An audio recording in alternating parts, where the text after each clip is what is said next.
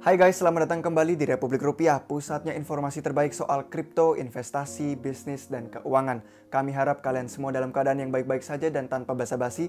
Hari ini kami akan menjawab semua pertanyaan dari sesi Q&A yang kemarin kami post di Instagram. Ada 100 pertanyaan yang masuk, jadi kami coba untuk merangkum menjadikan beberapa pertanyaan yang sama yang kami rasa itu menarik untuk dibahas hari ini. Jadi kami akan melakukan ini setiap hari Sabtu mulai dari sekarang. Jadi siapkan saja semua pertanyaan-pertanyaan bagus yang kalian punya. Jangan lupa juga, ini adalah minggu-minggu terakhir giveaway BNB kami. Jadi manfaatkan kesempatan terakhir kalian untuk mengumpulkan entry sebanyak-banyaknya untuk memenangkan satu koin BNB. Mari kita menuju pertanyaan yang pertama. Akankah ada crash terjadi lagi di masa depan seperti yang terjadi waktu di tahun 2018? Saat ini kita memang sedang berada di bull market dan itu sudah jelas. Ini kurang lebih berarti kita sudah memasuki tahap pengadopsian, di mana orang-orang bersemangat soal kripto dan arah tujuannya. Bear market atau crypto winter itu disebutnya adalah periode 2-3 tahun di mana orang-orang kebanyakan mengumpulkan kripto dan membangun tumpukan kripto mereka. Kripto itu bekerja dalam siklus-siklus, di mana semua orang bersemangat dan harganya meledak, terus akhirnya jadi sangat tinggi harganya dan dinilai terlalu tinggi. Jadi orang-orang mulai menjual kripto mereka untuk mengambil untung. Namun karena nilai proyek tertentu itu sangat tinggi, sekarang itu seperti Bitcoin, Ethereum, dan BNB. Sementara meski memang ada masa obralan atau masa tenang dalam waktu tertentu, tidak mungkin selamanya itu akan jatuh sampai crashnya agresif seperti waktu tahun 2018. Seperti di mana Ethereum kehilangan 95% nilai proyeknya. Proyek-proyek ini sekarang sudah sangat besar, jadi kami pikir akan ada pembeli yang bakal masuk dan mempertahankan harganya tinggi sebelum mereka jatuh begitu banyak. Akankah terjadi tren kemunduran dan masa tenang? Ya akan terjadi. Akankah jadi seburuk terakhir kali di tahun 2018? Kami pikir tidak. Pertanyaan kedua, siapa saja pembunuh Ethereum yang sebenarnya? Bisakah Binance Smart Chain mengungguli Ethereum? Dan bisakah ETH 2.0 jadi lebih murah daripada BSC? Ini pertanyaan bagus. Saat ini ada lusinan dan lusinan blockchain mengklaim mereka itu lebih murah, lebih cepat, dan lebih baik daripada Ethereum. Dan sejujurnya, beberapa dari mereka itu mungkin benar, tapi yang Ethereum miliki adalah yang disebut network effect dan brand recognition. Network effect adalah di mana lebih banyak orang menggunakan sebuah jaringan dan demikian lebih berhargalah jaringannya itu. Saat ini Ethereum, karena itu adalah platform smart contract yang pertama, mereka memiliki mayoritas pengguna, pengembang, dan aplikasi. Sebagian besar blockchain lain telah memandang pada arsitektur Ethereum dan berusaha untuk memperbaikinya. Tapi mereka itu tidak punya satu hal, pengguna. Mencoba meyakinkan semua pengguna yang ada di Ethereum untuk pergi ke blockchain lain dalam waktu bersamaan dan memilih satu dari beberapa blockchain pesaing tadi, itu adalah suatu hal yang tugasnya hampir mustahil. Jadi karena Ethereum punya network effect, itu tidak mungkin gagal. Ditambah brand recognition, yang adalah faktanya kebanyakan orang di kripto itu pernah dengar, tahu, atau pernah menggunakan Ethereum, membuat brand mereknya Ethereum itu lebih kuat dan lebih terkenal. Ada banyak proyek lain yang semua orang tuh sangat bersemangat, seperti Cardano dan Polkadot, tapi untuk sekarang mereka tuh belum punya produk yang bekerja. Ethereum punya produk yang bekerja. Jadi meskipun Ethereum belum dalam bentuk akhirnya dan itu memang mahal, Ethereum itu berguna. Binance Smart Chain itu sudah jadi sangat cerdas. Mereka ada dalam situasi di mana mereka punya produk yang bekerja sekarang. Dan itu karena dua alasan. Satu, brand recognition-nya Binance. Ini artinya semua pelanggan Binance itu bisa dengan mudah tahu soal BSC dan kemudian mulai menggunakan.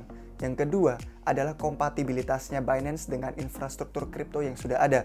Karena BSC adalah cloningannya Ethereum sama persis, itu cuma dipercepat sedikit karena punya lebih sedikit operator node komputer, membuatnya mudah bagi para aplikasi untuk bisa menyeberang jembatan dari Ethereum untuk diciptakan di BSC. Dan juga dompet seperti MetaMask itu bisa digunakan pada keduanya. Jadi pada dasarnya teknologinya BSC itu sama dengan Ethereum, tapi lebih cepat karena sebagian besar jaringan komputernya terpusat. Ini bukan 100% hal negatif, karena itu pada faktanya bisa kita pakai sekarang dan itu murah, yang mana bagus. Tapi ujian sebenarnya akan jadi waktu Ethereum 2.0 itu diselesaikan, karena itu akan membuatnya jadi semurah BSC yang sekarang. Satu-satunya pertanyaan adalah berapa lama Ethereum 2.0 butuh waktu, dan akankah Ethereum itu masih punya network effect dan brand recognition-nya yang sekarang? Atau akankah sebagian besar aktivitas sudah pergi ke BSC? Dan yang terakhir, apakah kalian peduli soal desentralisasi? Karena Ethereum tuh bisa aja jadi semurah dan secepat BSC yang sekarang jika mereka mau. Tapi mereka milih tidak mau karena Ethereum itu mau tetap jadi desentral. Jadi kami rasa semuanya kembali ke apa yang para pengguna kalian semua itu rasakan penting. Tahun selanjutnya ini akan menjadi sangat menarik. Pertanyaan ketiga, apa tim Republik Rupiah tahu cara melakukan analisis teknikal atau kami hanya fokus kepada analisis fundamental? Kami adalah sekelompok tim peneliti di Republik Rupiah yang sebagian besar dari kami itu fokusnya pada analisis fundamental dan juga naratif pasar. Ini adalah jalan yang lebih aman dan lebih praktikal dalam berinvestasi, karena dengan ini kalian menghindari sebanyak mungkin tebak-tebakan. Analisis teknikal itu bukan suatu ilmu sempurna dan pasarnya tidak akan selalu bergerak seperti yang grafiknya katakan. Jadi walaupun kami punya beberapa kemampuan teknikal, kami kebanyakannya selalu berbicara soal produksi konten yang seputar fundamental. Karena ini adalah jalan yang lebih pasti dalam berinvestasi, meskipun kami memang pakai analisis teknikal juga dalam keputusan investasi pribadi. Trading harian itu berbahaya. Dan kami dengar sekitar 90% trader harian kehilangan uang mereka.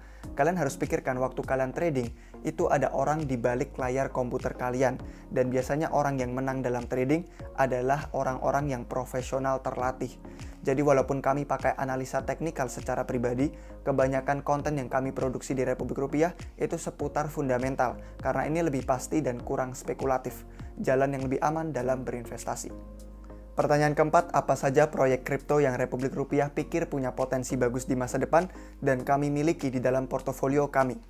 Kami sudah membuatkan video tentang ini sebelumnya, tentang cara membangun portofolio kripto. Jadi silakan aja kalian cek linknya yang ada di deskripsi atau kalian klik pop-up yang muncul di atas kanan layar kalian. Kami akan membagikan lebih banyak konten dan jadi lebih terbuka mengenai ini di masa depan, di waktu yang mendatang. Dan kami juga punya beberapa kabar yang menarik yang akan datang. Tapi intinya, kami itu berinvestasi ke dalam blue chips atau kebanyakan proyek-proyek yang sudah terbukti dan kurang spekulatif.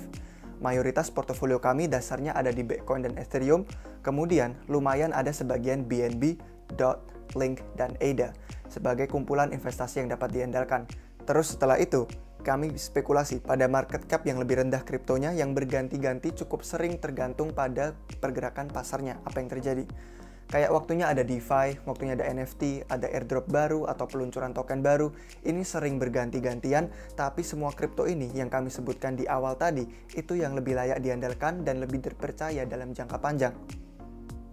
Lanjut ke pertanyaan kelima. Apa yang akan terjadi waktu semua supply Bitcoin yang 21 juta tertambang dan beredar? Inilah kenapa Bitcoin itu sangat cerdas. Mereka masih punya beberapa dekade sebelum Bitcoin terakhir tertambang. Tapi caranya ini terprogram adalah waktu Bitcoin terakhir itu tertambang, jaringannya dan token BTC akan jadi sangat berharga. Jadi penambang yang memproses transaksi akan dibayar dalam biaya BTC yang kalian, para pengguna, itu akan bayarkan. Ini nggak akan terjadi sampai tahun 2140, jadi itu setelah masa waktu hidup kita. Tapi pas waktu itu, Bitcoin akan jadi sangat berharga, bahkan ongkos transaksi kecil aja akan jadi sepadan dengan waktu proses penambangannya. Ya kayak gimana pembayaran gas itu bekerja pada Ethereum saat ini. Pertanyaan ke-6, kenapa BSC lebih murah daripada Ethereum?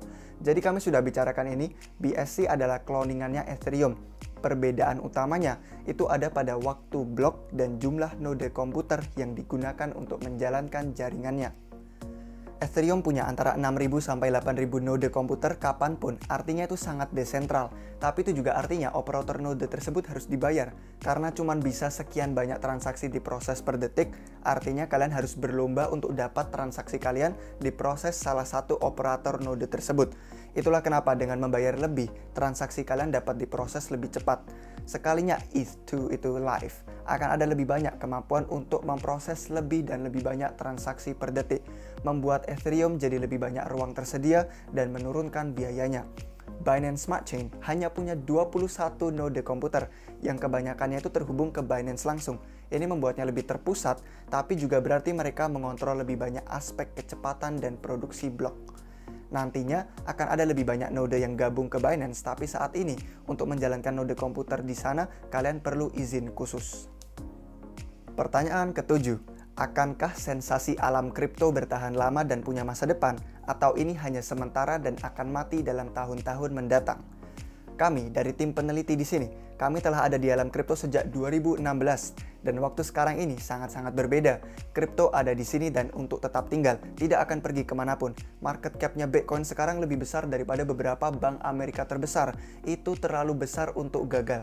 Bahkan dengan perusahaan seperti Tesla, MicroStrategy, itu semuanya membeli Bitcoin. Saya pikir mereka tidak akan menghabiskan uang miliaran dolar Amerika pada hal sesuatu yang cuman akan pergi dan mati begitu aja. Kripto nggak akan mati begitu saja. Kami pikir lebih dan lebih banyak pengadopsian malah justru akan terjadi.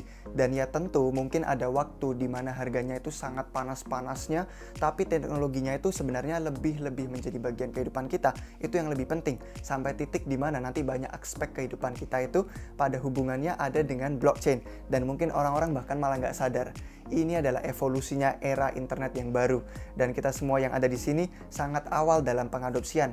Dan pengadopsian itu hanya baru akan dimulai. Bertahanlah guys, karena ini akan menjadi perjalanan yang liar. Pertanyaan ke-8, apakah berisiko bila kita melihat banyak perusahaan dan institusi besar menginvestasikan uang ke dalam BTC? Akankah para paus mengontrol harga dan membuat kita kehilangan uang di akhir?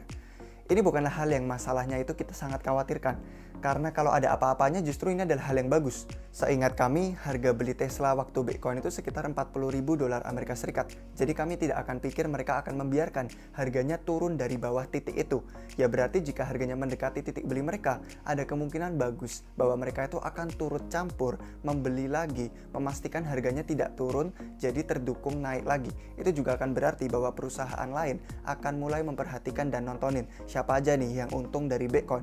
Banyak perusahaan tidak mau jadi yang pertama, tapi juga tidak mau perusahaan itu jadi yang terakhir. Sama halnya yang akan terjadi dengan pemerintah-pemerintah di seluruh dunia. Dan mereka itu akan menjadi gelombang paus yang selanjutnya, yang mulai membeli dalam jumlah besar. Kalau memang mereka belum beli saat ini di balik layar. Pertanyaan ke-9, kenapa Republik Rupiah utamanya hanya membahas proyek kripto besar yang harganya mahal? Kami ingin dengar beberapa altcoins murah yang bagus untuk masa depan.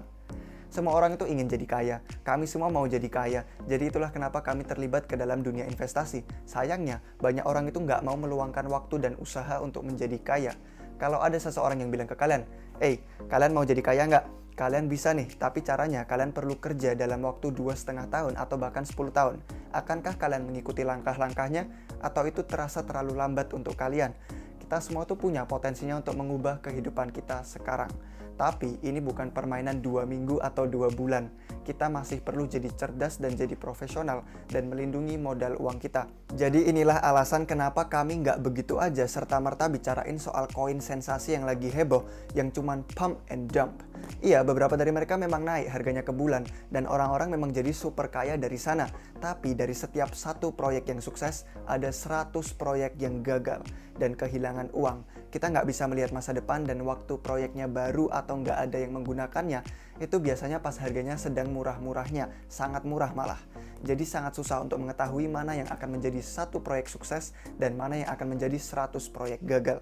Jadi bermainlah aman dan investasi ke taruhan yang lebih pasti. Kami juga mengambil resiko, tapi risikonya kami itu harus sebagian kecil dari portofolio. Menginvestasikan semua tabungan kalian ke dalam proyek kripto bermarket cap rendah yang orang-orang nggak ada tahu, itu bukan investasi, itu berjudi. Ingat semuanya, hanya karena suatu koin itu mahal, bukan berarti kalian harus beli satu koin utuh. Kalau satu koin BNB itu 9 juta dan itu mahal, tapi kalian cuma punya 1 juta, ya udah beli aja 1 juta ke BNB. Kalau koinnya double harganya, 1 juta kalian jadi double jadi 2 juta. Itu masih luar biasa. Itu adalah uang dari kalian yang tidak usah kerja. Kalau kerja itu berapa lama coba untuk dapat 1 juta? Ya butuh waktu. Jadi iya, kami memang bicarain soal beberapa proyek besar yang lebih mahal, tapi itu karena kalian jadi akhirnya nggak perlu beli koin utuhnya. Dan mereka itu lebih terpercaya, bisa diandalkan untuk membuat kita semua kaya dalam setahun, 2 tahun, atau 5 tahun berikutnya. Itu jangka waktu yang sangat cepat masihan. Skema jadi kaya cepat dalam waktu pendek seperti mingguan atau bulanan, itu malah mengarah pada kalian kehilangan semua uang secara instan. Bersabarlah, jadilah cerdas dalam investasi, jadilah seperti ninja atau seperti sniper. Pertanyaan terakhir yang ke-10, di mana pusatnya Republik Rupiah? Apa Republik Rupiah punya pertemuan komunitas? Dan sudahkah kalian membuat grup untuk sharing dan belajar kripto satu sama lain? Jadi kantor pusatnya Republik Rupiah based di Bali. Meskipun kami memang punya beberapa anggota tim yang kerjasama dengan kami dari seluruh penjuru Indonesia yang masih saat ini kami ingin terus coba tumbuhkan. Channel kami masih bertumbuh sangat cepat, tapi kami selalu bilang kami tuh mau bertumbuh dalam kecepatan di mana kami bisa menyediakan konten-konten terbaik bagi komunitas kami, dan kami mau jadi sumber informasi yang paling terpercaya bagi orang-orang Indonesia. Bukan hanya tentang kripto, tapi juga tentang semua bentuk investasi, bisnis, dan kebebasan finansial. Kami juga punya beberapa hal yang sangat menarik yang akan datang yang kami sedang kerjakan di balik layar. Kalian akan tahu lebih lanjut dalam bulan-bulan mendatang, jadi stay tune. Terus dukung channel kami Republik Rupiah, karena sebagaimana channel kami ini berkembang, itu akan memberikan kami kesempatan lebih banyak untuk berinvestasi kembali ke masyarakat dan membangun channelnya untuk menyediakan lebih banyak konten bagus untuk kalian semua.